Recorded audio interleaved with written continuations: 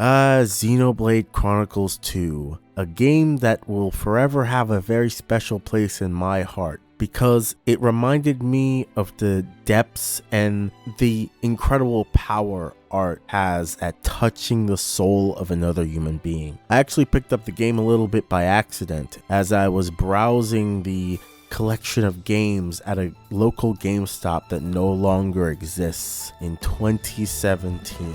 A few months before the game actually dropped, and the clerk asked me if I would like to make a pre-order and gave me a list of games, and I saw this one. I had no idea what the fuck it was. Xenoblade Chronicles 2. I had vaguely heard the name Xenoblade before, but I was not necessarily extremely experienced with the series, nor did I know exactly what to expect, but I put down the money just to see exactly what the fuck I would experience. And when that time finally came and the game released, I was fucking blown away. You see, I'm the type of person where I like very high concept settings. I like extremely detailed fantasy setups and really imaginative worlds and settings.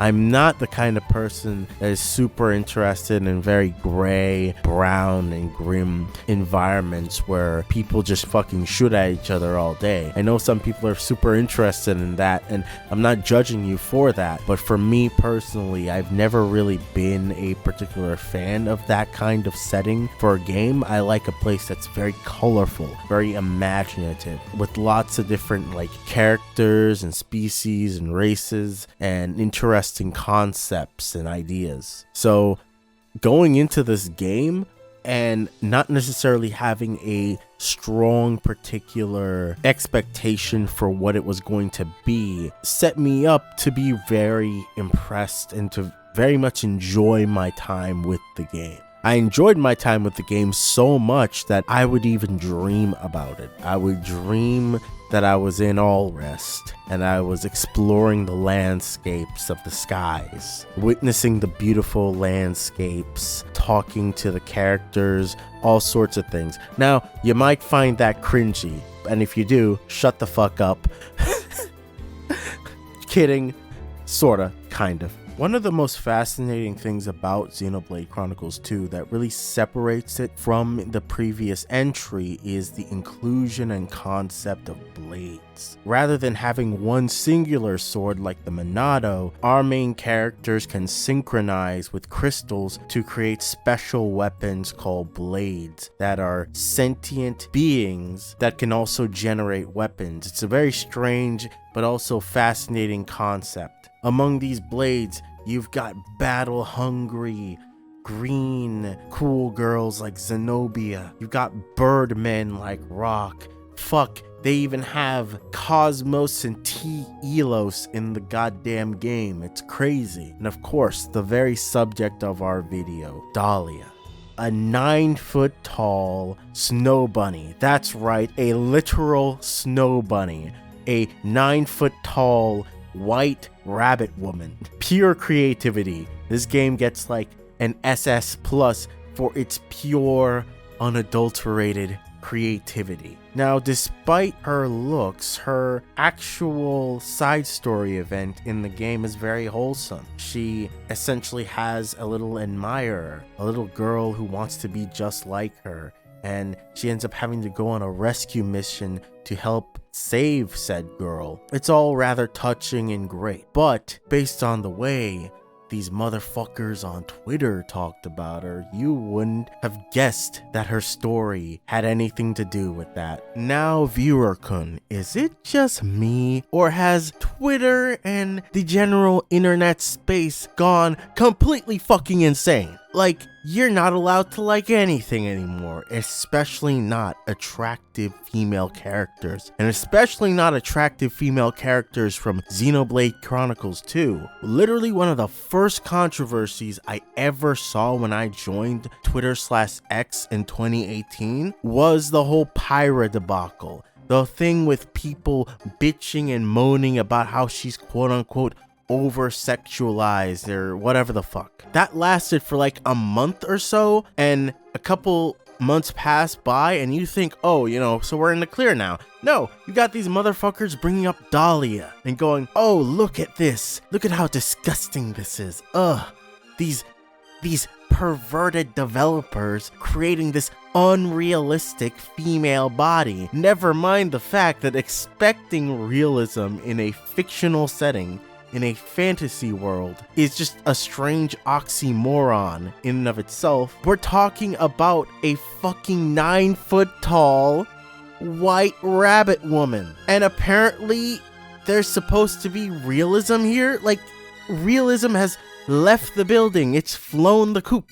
The second the fucking game title screen came on and you realize that you're a kid on a fucking dragon in the middle of nowhere on a sea of clouds, realism was never going to be the point of this game. But people cannot let this shit go. And mind you never hear a fucking peep about any of the male characters, because a lot of the people bitching about this hyper focus on like the very feminine side of things and very much dislike attractive female characters for whatever reason. Another case study of this exact phenomenon happened recently with Baldur's Gate 3, where apparently we're seeing more of a rise in hypersexual stuff in games again. The rubber band effect is coming back, and developers are realizing that they can make actual fucking money. They can make cash because people want to see smoking hot girls in their games, right? And there's this guy that quote tweets it going, oh, well, if these guys made Baldur's Gate 3, then a bunch of the characters would have been conventionally attractive, big-boobed women. Now, I'm not a Baldur's Gate 3 hater. In fact, I think the game is like a really interesting example of what can happen when Western devs are actually fucking creative and thinking about the player experience and wanting them to experience something really unique and interesting. What I do take issue with is the just general hypocrisy here. While he praises the fact that Karlach and Lizea are not conventionally attractive, we completely ignore the fact that like pretty much all of your male main characters are conventionally attractive dudes, and it's never ever brought up as some sort of issue that this is a thing. But we always have to have this sort of conversation when it comes to women, and I don't really understand why that this is. It's this mentality that has created this weird stain on the legacy of Xenoblade Chronicles 2. A big part of it is also just Xenoblade 1 fanboys, but that's a whole other fucking can of worms. Right now I just want to focus on the weird claims of like over-sexualization that the game has been constantly hit with. When I actually fucking played